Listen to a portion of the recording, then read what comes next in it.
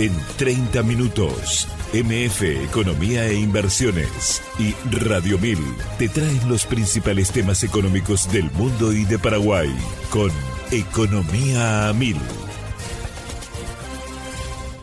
De déficit, y de acuerdo a información que también hemos sacado de nuestro sistema, encontramos que el déficit ya data del año 97. O sea, podemos hablar de que el año que viene estaríamos cerrando en estos sectores más de 30 años de déficit. Eso, ¿qué es lo que representa para nosotros? Que el Estado viene sosteniendo una necesidad de recursos para poder cumplir en tiempo y forma con el pago de estos sectores, fuerzas públicas y docentes, en este caso el Magisterio Nacional. Una particularidad, sí. Prince, entendiendo de que me consultás por qué se puede, cómo empezó el déficit, por qué empezó a ampliarse el déficit. Sí. Si analizamos el año 2003, salió la reforma, se estableció la separación en dos programas y se evidenció el déficit dentro de cada sector. Sin embargo, en ese entonces no se estableció lo más importante. No se estableció la edad mínima para acogerse a una jubilación, para adquirir el derecho de la jubilación, y esa edad mínima representa un equilibrio entre el ingreso y el gasto. Al no establecerse esa edad mínima durante todo este tiempo, fue incrementándose la cantidad de jubilados docentes, en donde prácticamente nuestra obligación es reconocer lo que la ley establece, y la ley hoy simplemente establece como mínimo 25 años de servicio. Es decir, hoy están adquiriendo derechos y cada día siguen adquiriendo derechos docentes que llegan a 25 años de servicio con una edad mínima de 44, 45 o 46 años de edad. Y evidentemente se fueron tomando más decisiones que replicaron básicamente este tipo de acciones y que incidieron y siguen incidiendo, Jorge, en todo lo que estamos viendo en los números negativos. Asimismo, Prince, de hecho que a eso hay que adicionarle, sí, que también fueron creándose regímenes especiales con ciertas características, ¿verdad?, en algunos sectores, en donde evidentemente el beneficio que siempre se instaló es salir lo antes posible con un mejor porcentaje, y eso implica mayor erogación y también, por el otro lado, el análisis de la extensión de la expectativa de vida del beneficiario. Es decir, hoy un docente sale a los 46 años, 47 años, tiene una expectativa de vida en donde posiblemente cobre el beneficio durante mayor tiempo de lo que él cotizó. Puede haber cotizado 25 años y puede ser un beneficiario nuestro quizás con más de 30 años de beneficios. Entonces eso te genera una ruptura de equilibrio financiero. El mismo problema hemos también en su momento conversado, bueno, ya recuerdo yo contigo en este medio y con varios medios, explicando de la situación de las fuerzas públicas, en donde todos salen a los 50 años de edad con un 100% de tasa de sustitución. Sí. Sin embargo, los recursos que aportaron durante sus 30 años de carrera solo puede financiar los primeros 3 años de su situación de retiro. Finalmente, Prince, es importante entender que el esfuerzo que hicimos el año pasado en tratar de reformar, porque lo que se hizo fue presentar una medida de ajuste necesaria, muy necesaria, en cuanto a los parámetros.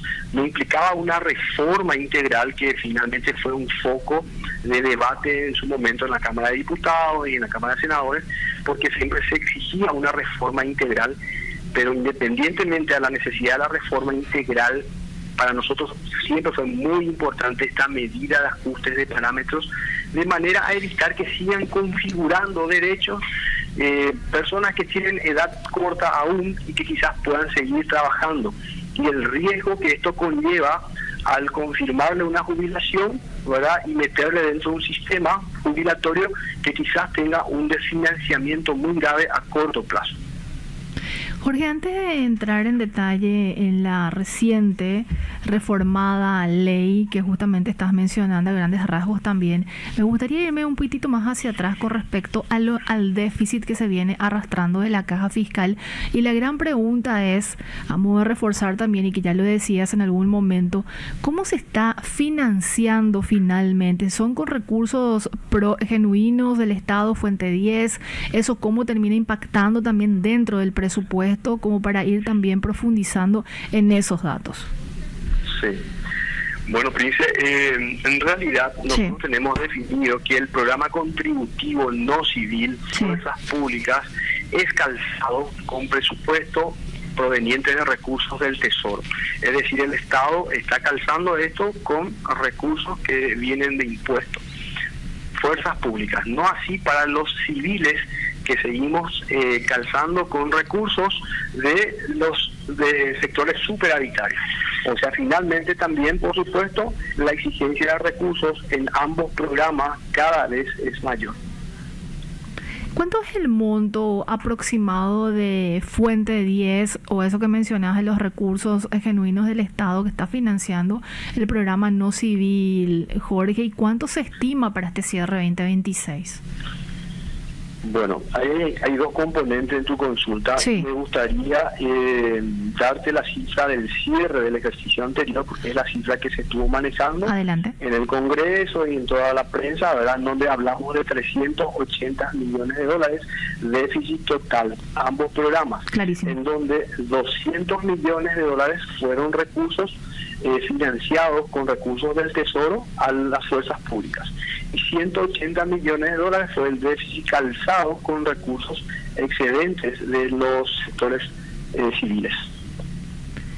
Un punto importante también que me gustaría, antes de consultarte puntualmente sobre la reciente ley, Jorge, es con respecto a las inversiones que viene haciendo también la Caja en materia en instrumentos financieros. Tengo entendido que se viene haciendo desde el 2013 a modo también de generar cierta rentabilidad. ¿Cómo ha evolucionado también ese componente dentro de la estructura de la Caja Fiscal? Sí, las inversiones se vienen haciendo desde el año 2013. Sí. Inicialmente fueron con bonos a través de la AFD, después fue diversificándose con otros instrumentos.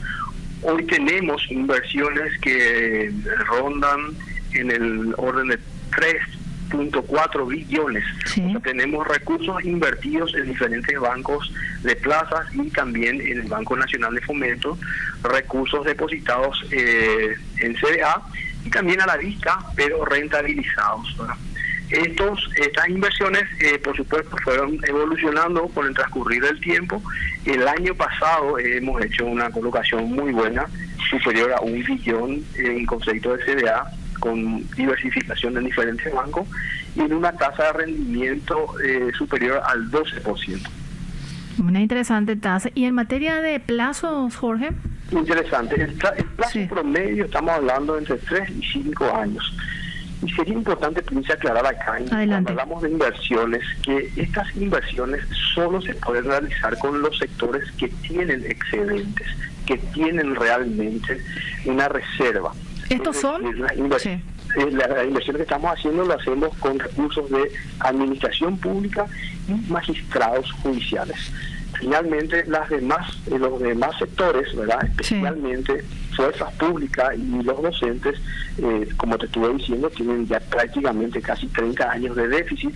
Por eso no podemos hablar de inversiones en esos sectores.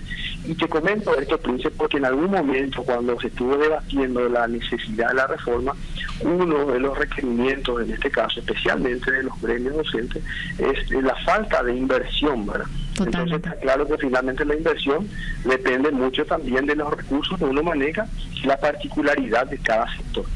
De estos dos sectores que mencionas, Jorge, que presentan a un superávit, ¿cómo viene la dinámica si lo vamos comparando con los antecedentes de años anteriores? ¿Viene disminuyendo o cómo está siendo el comportamiento? Yo te diría que la dinámica es creciente. En este caso, la colocación que hicimos el año pasado fue muy buena y, por supuesto, esto demandó muchos recursos y esos recursos, fueron colocados, ¿verdad? O sea, en cuanto al presupuesto, el presupuesto ejecutado en conceptos de inversiones va creciendo, ¿verdad? Por supuesto, hay que entender que esto va a ir cambiando porque también a medida que vaya corriendo el tiempo, vaya pasando la exigencia de mayor jubilación, menos ingresos, nos dejaría un menor margen para poder seguir invirtiendo. Totalmente. ¿Esos recursos invertidos no están siendo utilizados para el financiamiento de los déficits de determinados programas, Jorge? No, de hecho que no pueden ser utilizados para financiamiento, están siendo invertidos como bien lo dijiste. Con respecto a la ley aprobada, y bueno, tengo entendido que ya entró en vigencia también, Jorge, corregime ese detalle porque me perdí también en el proceso. Sí. Ya salió por decreto y ya es ley, ¿correcto? Está promulgada, sí. Perfecto. ¿Qué es lo que contempla básicamente la normativa de actualización o de reforma de la caja fiscal con respecto a lo que se había planteado inicialmente y que tengo entendido era lo que se esperaba desde el Ministerio de Economía y Finanzas? Bueno, en principio iniciamos las reuniones en la Cámara de Diputados, donde se conformó una comisión especial para el estudio de la reforma y ajustes paramétricos, en donde fuimos claros y hablamos sobre la situación. De hecho, que toda la situación real está en la página web, pero está a disposición de toda la ciudadanía. Me consta. En donde se comentó, ¿verdad?, de la necesidad de apuntar a un proyecto que pueda corregir estas diferencias en cuanto a las reglas para el otorgamiento de la jubilación. En ese sentido, se presentaron varios escenarios. Finalmente fue aprobada una versión en diputado, pero el Senado tuvo una modificación, ¿verdad?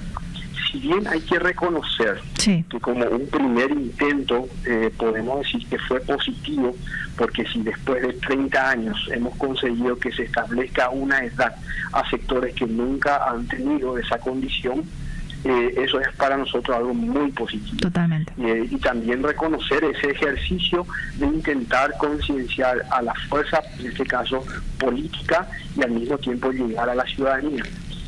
Pero entiendo que hubo un debilitamiento con la versión aprobada porque se extendió el impacto. Es decir, que el debilitamiento se dio más bien dentro del sector de los docentes, donde se extendió prácticamente el impacto por 5 años más. Entonces el objetivo para nosotros siempre fue buscar cambiar los parámetros y que el efecto sea inmediato, es decir, desde el siguiente ejercicio fiscal, para contener el gasto. Si esto se va a extender nuevamente por un tiempo, por supuesto, esto hace que disminuya el efecto esperado. Es por eso que se acuerdo que en su momento se comentó desde el Ministerio de Economía que se consiguió, es muy positivo, pero se suavizó al final, ¿verdad?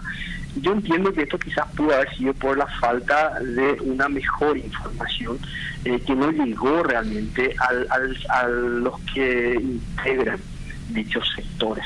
Es decir, la participación de los representantes gremiales en esta necesidad de reforma es fundamental, llegar a cada asociado, llegar a cada beneficiario y sobre todo buscar la concienciación del riesgo al que estamos realmente llegando, ¿verdad? Claro. Es como ejemplo lo que hoy está ocurriendo con la caja municipal, en donde existe una ley, existe el derecho, pero sin embargo los beneficiarios están exigiendo el cobro.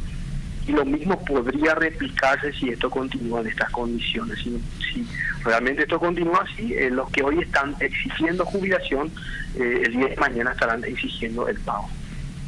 ¿A cuántas personas aproximadamente va de alguna manera a afectar esta reforma de la caja fiscal? Jorge, ¿tienen estimaciones, proyecciones? Si hablamos de personas dentro del componente de la administración pública, hablamos de 220.000 personas, estimativamente entre 220 y 240, ¿verdad? Ahora, si analizamos realmente a cuántos podrían afectar, sí, ya es un segmento mucho más reducido, porque estamos hablando en ese caso de que el efecto directo más bien radica en aquellos sectores que estarían modificando sus respectivos parámetros, ¿verdad? Claro.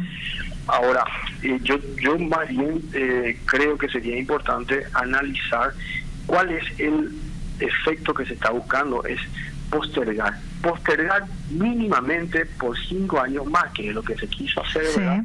O en la actividad, o sea, en función, que sigan cotizando, que extiendan la edad, que lleguen mínimamente a la edad de 55, que fue lo que se planteó, 57, 55 y terminó en 53, ¿verdad? Es buscar un poco esa equidad también con lo que hoy establece el régimen también jubilatorio, el IPS. Como vos recordarás, Prince, se habló del aporte patronal, de la exigencia, del componente del aporte del Estado, que por supuesto lo venimos haciendo. El Estado viene calzando esto y lo viene calzando durante hace 30 años, inclusive para las fuerzas públicas. O sea, está instalada la necesidad del déficit. Entonces, esta ley lo que hizo fue introducir un artículo en donde se pueda visualizar el costo que esto representa para el Estado y al mismo tiempo también ir reconociendo ese costo y subsidiario a través de unas partidas contables presupuestarias que finalmente van a demostrar cuánto realmente el Estado está subsidiando. Pero no es tampoco de alguna manera, yo creo esto, una solución. La solución radicaría en buscar la equidad. Como se exigió el aporte del Estado, también mirar un poquito la edad mínima establecida por IPS para los, en este caso, cotizantes de IPS. Por un lado está la exigencia del aporte, pero por otro lado también está la necesidad del ajuste en cuanto a la edad mínima. A efecto de buscar un poco de equidad a nivel país, que es lo que yo creo necesitamos en este momento. Cuando hablas de este punto de equidad que forma parte justamente de uno de los tantos parámetros que se consideran cuando estamos hablando del sistema previsional, desde el Ministerio de Economía se está trabajando de aquí en adelante para empujar algunos ajustes más, Jorge, o de momento se le va a dar como cierto espacio para la aplicación de esta normativa finalmente? Bueno, Prince, hay que reconocer que esto es muy dinámico y la dinámica está prácticamente en manos de los que manejan en el ámbito del Congreso, ¿verdad? Finalmente, también esa dinámica dependerá de la conciencia de los beneficiarios y cuando se vaya demostrando la necesidad financiera, esto va a ir forzando naturalmente, ¿verdad? Hoy estamos nosotros trabajando en la reglamentación de esta última ley que finalmente tenemos que reglamentar. Recordar que a partir de este mes se incrementa el aporte jubilatorio del 16 al 19% en los sectores deficitarios. Eso está vigente, la ley establece, y con eso creemos que estaríamos recibiendo mayor ingreso y tendría que suavizar el cierre. O sea, esperamos que esto dé un pequeño efecto a disminuir el cierre, ¿verdad?, del año, pero por supuesto siempre va a ser insuficiente, y si hablamos de un 3% tampoco es un incremento muy grande si uno analiza en contraprestación a la cantidad de jubilados nuevos que otra vez tendríamos que recibir durante este año. ¿De cuánto estamos hablando, Jorge? No te escuché, Princesa. ¿De cuánto estamos hablando de nuevos jubilados aproximadamente? Bueno, los nuevos jubilados varía bastante. Hoy estamos jubilando en promedio 300 docentes de manera mensual y también, por supuesto, estamos jubilando en promedio 200 jubilados en los demás regímenes. Y fuerzas públicas tienen una jubilación masiva porque ellos salen por promoción, salen en camada y recién salen todo de una. Los policías trabajan hasta el mes de diciembre y son incluidos en planilla a partir del mes de abril, una vez que tengan su decreto de pase a retiro. Y los militares normalmente se retiran, trabajan hasta diciembre, están en situación de retiro aún en su misma institución por 6 meses más, y en julio son incluidos en planilla de la Caja Fiscal también como nuevos jubilados que pasan a retiro. El grupo... Ellos son 600 aproximadamente, si hablamos de cantidad, policías 600 y militares podemos hablar de un número de 400, hablamos de un promedio. Claro, entonces si hacemos un ranking mental, por decirlo así, Jorge, tenemos militares, policías y docentes, o si vemos de manera mensual, los docentes son los que tienen la mayor cantidad de jubilados en ese sentido. Así mismo. Y esta situación de la promulgada ley y bueno, ya entrada en vigencia, ¿inyectó cierto aumento en la cantidad de solicitudes de los jubilados o no tuvo tanto efecto, Jorge? Bueno, al principio, Prince, yo entiendo que muchos no comprendían el alcance y finalmente estaban muy apurados en ya adelantar la jubilación.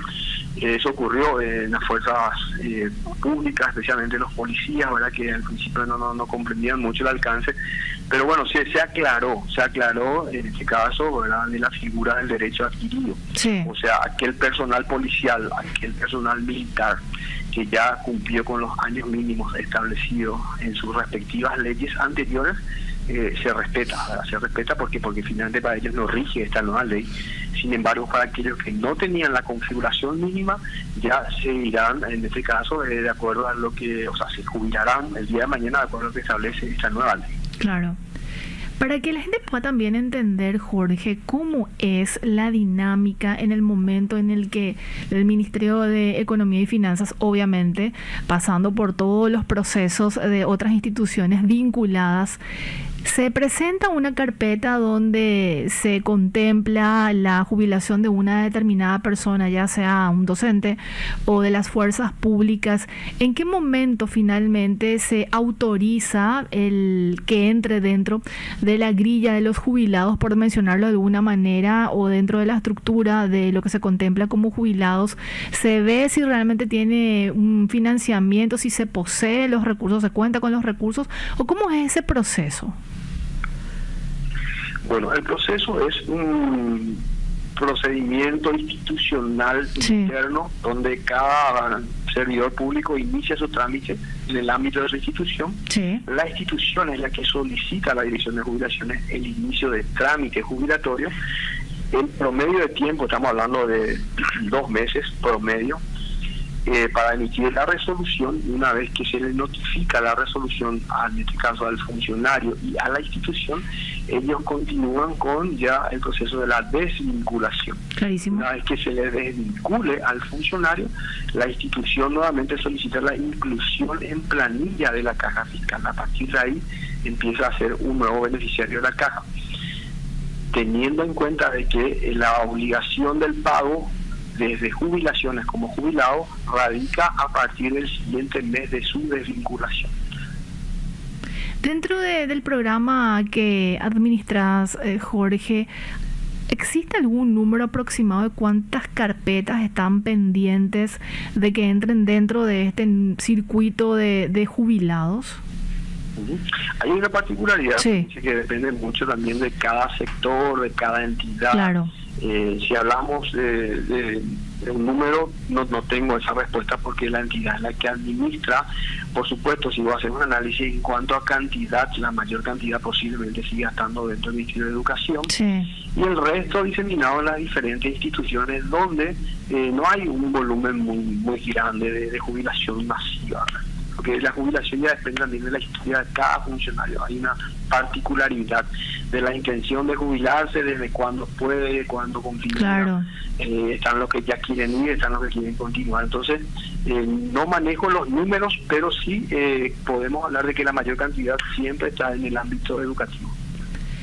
Jorge, antes de dejarte seguir en tu ardua tarea, porque es un tema y bueno, un sector y un área muy delicado, el programa de jubilaciones y pensiones, me gustaría hacer la actualización de algunos datos con respecto a cómo cerró el primer trimestre del año 2026, y para ello le pido a los compañeros el soporte correspondiente de la lámina 1, por favor, donde vemos justamente la situación de la caja fiscal puntualmente en marzo y ya el primer trimestre del año 2026. ¿Cómo y qué resultados arrojó también esta situación de la caja fiscal? Bueno, podemos decir que en el primer trimestre tiene un comportamiento similar al año pasado y con un pequeño crecimiento, inclusive Prince, considerando que aún no hemos recibido el primer aporte superior al 16, sería 19 a partir de abril, ¿verdad? Entonces, la tendencia nos da de que el déficit promedio mensual es de 33 millones de dólares y acumulado podemos hablar de 100 millones de dólares. Este componente que mencionas que se va a recibir desde abril, ¿en cuánto aproximadamente impactaría de manera, imagino, un tanto positiva dentro de la estructura de la caja fiscal? Y puedo arriesgarme en darte una cifra, Príncipe, pero quizás sería mucho más prudente decirte que podemos hablar respecto al cierre de abril. Sin problemas. Es un tema de prudencia, Prince, pues va a depender mucho de Claro. la dinámica, de la ejecución, de la institución que aplique realmente. Y como es algo nuevo, podemos quizás hablar de una cifra que no se cumpla, ¿verdad? Entonces, quizás podemos hablar el siguiente mes al respecto sin ningún problema, Prince. Clarísimo. La siguiente lámina, por favor, compañeros. Y aquí tenemos justamente la cantidad de aportantes por sectores y de jubilados y herederos o pensionados ya también. ¿Esto sería el acumulado, Jorge? Esta lámina Sí. nos demuestra, me imagino cuál es la lámina porque no estoy visualizando, pero entiendo que es la cantidad que estás tomando de la página oficial, ¿verdad? Así mismo. Ok, entonces ahí tenés dos detalles. Por un lado tenés la cantidad de aportantes, Sí. los cotizantes actuales vigentes al cierre del mes de marzo, y la cantidad de beneficiarios que contemplan jubilados y pensionados, Clarísimo. por sector. Aquí vemos, si hacemos un zoom por justamente los sectores, los empleados públicos encabezan, por decirlo de alguna manera, la cantidad de aportantes y le siguen los maestros. Si macheamos, por decirlo de alguna manera, con la cantidad de jubilados, ¿qué vemos en ese sentido, Jorge? Muy buena pregunta, Prince, y es para entender un poquito Sí. porque el debilitamiento. Si miramos empleados públicos, tenemos actualmente aportantes 83.586, ¿no? Así mismo. Y por el otro lado tenemos la cantidad de beneficiarios de 20.000, o sea, hay una relación prácticamente rápida de 4:1. Correcto. Esa relación, en un principio, te puedo decir que en años anteriores eran 6:1, 5:1 y ahora estamos viendo prácticamente casi 4:1, ¿verdad? En relación a los docentes, si verificamos la cantidad de docentes activos, vemos 40.000 docentes con más de casi 80.000 beneficiarios. Sí. Hay una relación 2:1, es decir, por cada 2 maestros aportantes tenemos un maestro jubilado. Y esa relación es muy baja. La relación Totalmente. promedio esperada siempre debe ser mínimamente de 6 aportantes por cada beneficiario. Entonces esto justamente demuestra el quiebre en cuanto a la cantidad de aportantes con la cantidad de beneficiarios. Y si nos vamos para el caso de los policías y militares, es casi similar la situación. En realidad que en cuanto a los policías militares hay otro componente, Prince, no solamente la relación del que aporta con el que pasa a retiro, sino en el nivel de la jubilación o el nivel del haber de retiro.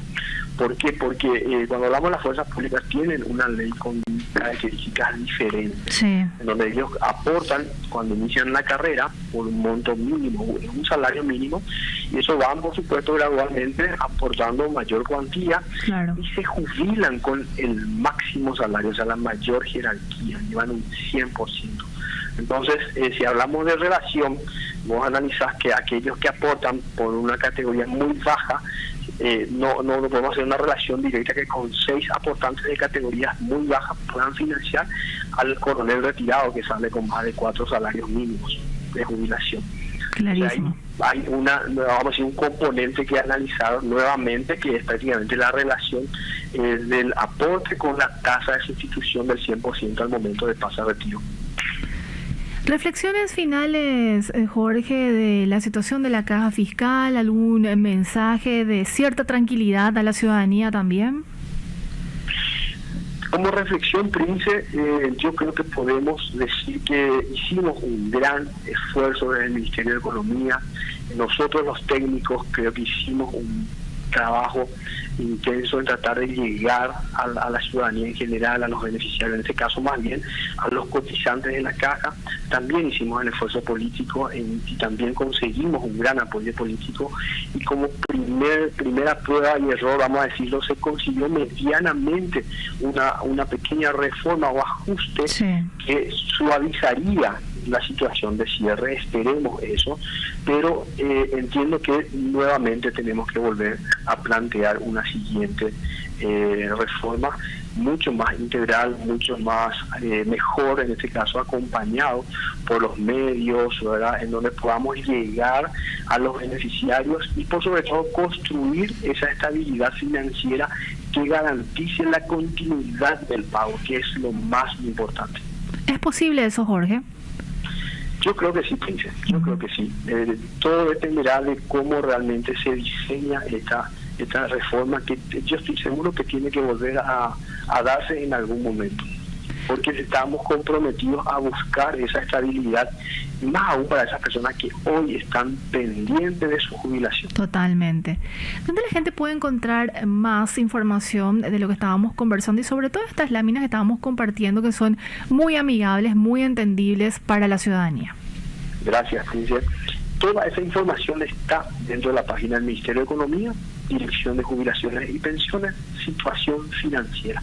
Uno puede ingresar, puede verificar, puede bajar la información, puede constatar, porque están todos los detalles desde el año 2003 a la fecha y la situación financiera y particular de cada sector. E incluso el estudio actuarial que también se dio a conocer meses atrás, Jorge. Entiendo que también hay un apartado, no en esa página, no en esa dirección, pero dentro del Ministerio de Economía también un apartado especial sobre los estudios actuariales realizados. Un gusto haber conversado contigo y por supuesto toda la información también que compartiste con nosotros. Estaremos en contacto próximamente. Que tengas un excelente jueves. Gracias, Prince, y muy amable realmente de tu parte, y gracias por permitirnos también llegar a través de tu medio a la ciudadanía. Muchas gracias. Gracias. Era Jorge Delgado, director de Jubilaciones y Pensiones del Ministerio de Economía y Finanzas, MEF, hablando sobre el panorama, los desafíos y las perspectivas también de la caja fiscal. Muy enriquecedora la entrevista con Jorge Delgado. Hacemos nuestra primera pausa y a la vuelta compartimos información económica de lo que está pasando a nivel internacional, regional y por supuesto en Paraguay. Seguís escuchando Economía a Mil y quiero compartir brevemente este mensaje que nos llega de un oyente con respecto al tema que estábamos abordando en el bloque anterior y me dice en este mensaje: por favor, que termine los privilegios. La diferencia entre civiles y militares sigue y los uniformados como maestros hace rato tienen caja deficitaria y los maestros vinieron a gritar y quieren seguir jubilándose a los 45. Flor de edad e hijas solteras de militares que no deberían acceder nunca a ninguna pensión siguen desangrando la caja fiscal. Invocan retroactividad de la ley. Vergüenza deben tener, dice un oyente. Gracias por el aporte, oyente. Y, Ada, es momento de compartir la frase cifra del día. ¿Qué tenemos? Estamos viendo indudablemente que esto tiene unos efectos enormes en las expectativas de los empresarios y de los inversionistas en Colombia. Esto nos explica por qué la inversión con relación a la formación bruta de capital, para ser más precisos, ha sido normalmente el 23% del PIB en Colombia hasta el año 2021-2022. Hoy está en el 16%, comentó Francisco Azuero, directivo de Econometría Consultores. Si te interesa descubrir más detalles, puedes escuchar el podcast completo en Spotify, buscar en el perfil de Economía 1000 y mantenerte al tanto de todo. Y ahora hacemos un pimponeo rápido de las principales noticias económicas de lo que está pasando a nivel internacional y regional.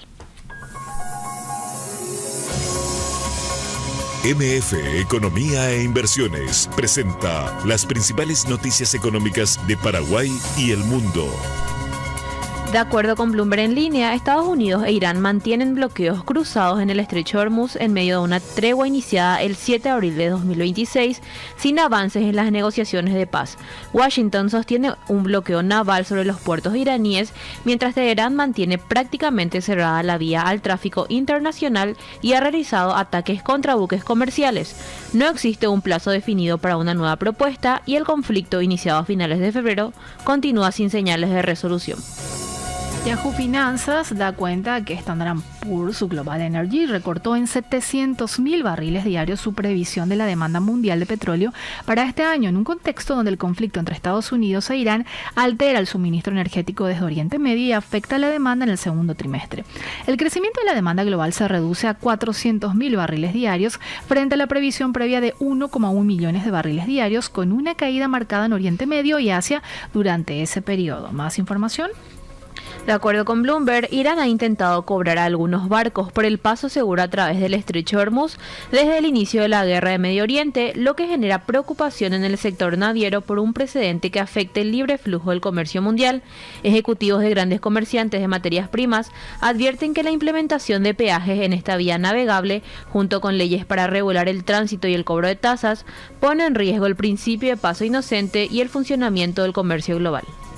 Más información internacional. Reuters da cuenta que la Reserva Federal de Estados Unidos esperará al menos 6 meses antes de recortar los tipos de interés este año, en un contexto donde la guerra de casi 2 meses en Oriente Medio ha impulsado un aumento en los precios del combustible y ha llevado la confianza del consumidor a un mínimo histórico. La inflación se mantiene elevada y los economistas han retrasado sus previsiones de recortes. Entre el 17 y el 21 de abril, una encuesta a 103 economistas mostró que 56 prevén que el tipo de referencia se mantenga en el rango de 3,50-3,75% a finales de septiembre, frente a casi el 70% que esperaba una reducción en una encuesta de finales de marzo. De lo meramente internacional, ya vamos aterrizando a las principales economías de la región. ¿Qué tenemos en Argentina? De acuerdo con Ámbito, la actividad económica se hundió 2,6% mensual en febrero, su peor retroceso desde diciembre de 2023, afectada por el mal desempeño de sectores clave como la industria y el comercio, además del fin de la cosecha de trigo. El estimador mensual de actividad económica cayó 2,6% respecto de enero y la serie desestacionalizada alcanzó su nivel más bajo desde julio de 2025. En términos interanuales, la actividad retrocedió 2,1%, la peor marca desde septiembre de 2024. Más información. De acuerdo con Bloomberg en línea, durante las jornadas del Fondo Monetario Internacional realizadas en Washington, el mercado planteó que Argentina debe volver a emitir deuda internacional antes de los vencimientos de 2027. Se propone una emisión inicial de un bono soberano de aproximadamente 5 años y un eventual canje de títulos con vencimientos en el 2029 y 2030 por cerca de $20.000 millones. El Banco Central acumula compras por más de $6.000 millones en lo que va del año y se proyectan entre 4.000 y 4.500 millones adicionales en los próximos 3 meses, con un superávit comercial en marzo superior a $2.000 millones. De Argentina nos vamos hasta Brasil.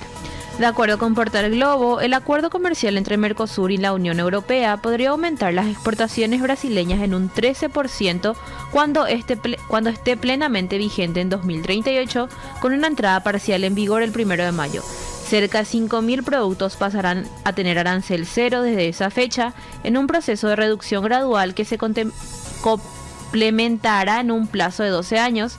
En el sector industrial, el incremento de las exportaciones podría alcanzar el 26%, con impactos inmediatos en rubros como fruta, azúcar, carne vacuno, pollo y maquinaria. Y con esto vamos a nuestra última pausa. A la vuelta vamos desengranando las principales noticias económicas de lo que está pasando a nivel nacional. Seguís escuchando Economía 1000, gracias por la sintonía. ¿Qué está pasando a nivel nacional? Y mucha gente se pregunta también acerca del impacto que está teniendo el dólar en determinados sectores, y en ese sentido ABC da cuenta que la caída del dólar impacta en el negocio ganadero, donde los productores venden en moneda estadounidense pero reciben menos guaraníes al momento de la conversión. Misma situación con aduanas. Hace un año la divisa se ubicaba en alrededor de 8.000 guaraníes y recientemente cerró en 6.360 guaraníes por dólar. Aunque los precios internacionales de la carne se mantienen altos, los valores pagados por los animales han descendido en un contexto de mayores costos de combustible e insumos. ¿Qué está pasando también? Y información por parte del Ministerio de Economía y Finanzas sobre la primera colocación de los bonos del Tesoro A. Se realizó una colocación de bonos del Tesoro en el mercado local el 22 de abril de 2026 a través del Banco Central del Paraguay por un monto adjudicado de 698.000 millones de guaraníes con una tasa de rendimiento de 8,90%. La operación correspondió a la reapertura de una serie con vencimiento en 2035 con el programa de financiamiento del ejercicio fiscal 2026 y la administración de pasivos. Más información. De acuerdo con la Agencia de Información Paraguaya, el Servicio Nacional de Calidad y Salud Animal anunció la habilitación de establecimientos frigoríficos paraguayos para exportar carne y menudencia porcina fresca a la República Argentina. A partir de la fecha, se habilita los frigoríficos Upisa y Pirayú tras un proceso de evaluación que incluyó una auditoría en diciembre de 2025 y un intercambio de informaciones técnicas entre ambas instituciones financieras. Más información. El Ministerio de Industria y Comercio, junto con la Dirección Nacional de Migraciones, puso en vigencia la resolución número 238/2026, que actualiza el régimen de residencia por inversión mediante la constancia inversionista extranjero. El esquema busca atraer capitales, dinamizar sectores estratégicos y facilitar el acceso a la residencia permanente en Paraguay. Y como es habitual, la consultora AMEF Economía e Inversiones realiza de manera periódica análisis económicos vinculados obviamente a temas coyunturales y también a lo que está pasando a nivel internacional, regional. Y en la edición de hoy, que es publicado en el impreso de ABC y replicado en su digital, se aborda acerca del siguiente punto. El pago de intereses de la deuda pública de la Administración Central mantiene una tendencia ascendente entre 2003 y marzo de 2026, acumulando, y atiendan este dato, más de 41 billones de guaraníes, aproximadamente 6.700 millones de dólares, equivalente al 21,7% del Producto Interno Bruto. Más de este análisis y otros donde la gente puede encontrar. Pueden buscar en nuestras redes sociales, Instagram, X, LinkedIn y Facebook también, sí. En nuestro canal de WhatsApp buscando MF Economía e Inversiones y en nuestra página web www.mf.com.py. Tenemos todas las redes que ya se entretocan, así que todos los capítulos pueden encontrarlo también en el Spotify buscando, como decía Ada, Economía a 1000. Y tengo que también decirles que mañana tenemos un nuevo capítulo, a las 12 por supuesto. Vamos a explorar acerca del mercado de capitales, cómo está evolucionando también justamente ese sector y vamos a tener invitados como es habitual aquí en este espacio económico. Nos despedimos, que tengan un excelente jueves.